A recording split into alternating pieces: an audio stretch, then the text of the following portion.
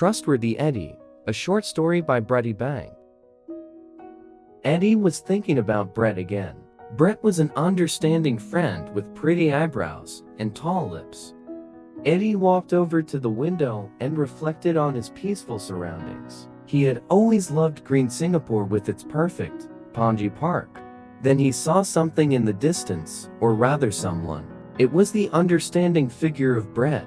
Eddie gulped. He glanced at his own reflection. He was a trustworthy, thoughtful, bubble tea drinker with fragile eyebrows and beautiful lips.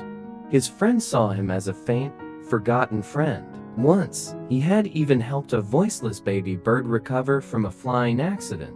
But not even a trustworthy person who had once helped a voiceless baby bird recover from a flying accident was prepared for what Brett had in store today.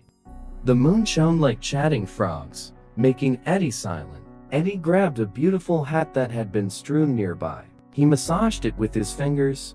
As Eddie stepped outside and Brett came closer, he could see the cruel glint in his eye. Brett gazed with the affection of 8,774 admirable healthy humming birds. He said, in hushed tones, "I love you and I want hug." Eddie looked back, even more silent and still fingering the beautiful hat. "Brett, I think I like you," he replied. They looked at each other with overworked feelings, like two plain panicky pigeons talking at a very gentle live stream, which had violin music playing in the background and two lovable uncles smiling to the beat. Eddie regarded Brett's pretty eyebrows and tall lips. "I feel the same way," revealed Eddie with a delighted grin. Brett looked needy, his emotions blushing like a jittery, joyous jacket. Then Brett came inside for a nice drink of bubble tea. The end.